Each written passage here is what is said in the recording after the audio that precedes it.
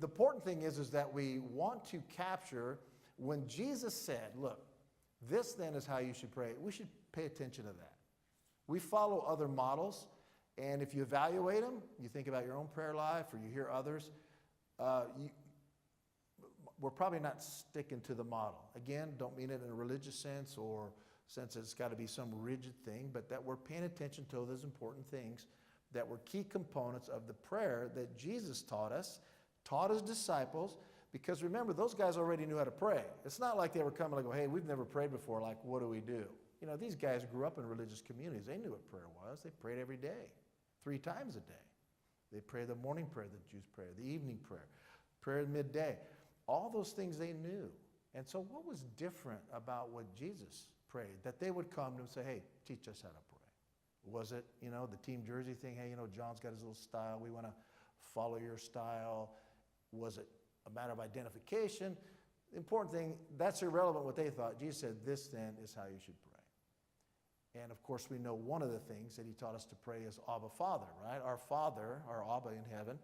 That was completely different for those that grew up in a religious community. They never addressed God like that. I mean, even when they wrote his name, they had to get a separate pen that's never been used before, throw that pen away, or quill, or whatever, you know, the ink, and a whole different thing. It was that revered. And even today, the Jews don't use the name Yahweh like we do, the personal name of God. It's Elohim, or, you know, all those things that we're familiar with.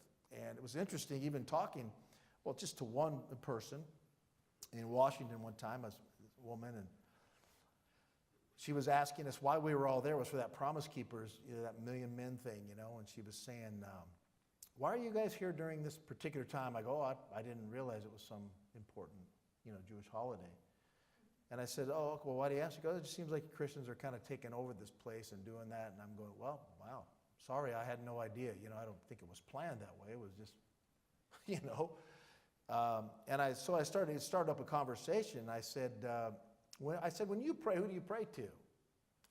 And, you know, the name, what's the name of God used? And she said, well, Elohim, Adonai. We went through these different names, you know, and I was naming some too. And I said, have you ever thought about, you know, I know the difference between us is that you guys, you know, are waiting for the Messiah to come and all that, and, you know, we believe the Messiah has come. I said, have you ever thought about asking Elohim or Adonai if the Messiah has come? If, you know, we could do that right now together. Maybe he hasn't come, and I should know that, but we're praying both to the God of Abraham, Isaac, and Jacob, right? And she goes, yeah, we could do that. So we could just say that now, Lord God Almighty, Lord Elohim, the Father of Abraham, that God, the Father of Abraham, Isaac, and Jacob.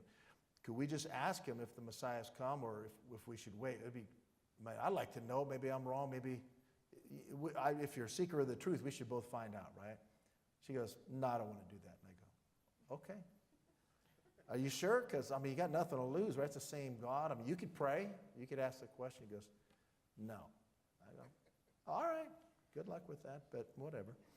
But I think that's one of the things you can do in evangelism that you never have to worry about without being in your face with people.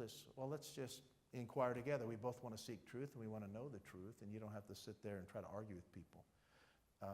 I believe serious truth seekers the Lord will reveal themselves, and I think that's the key is do you really want to know the truth?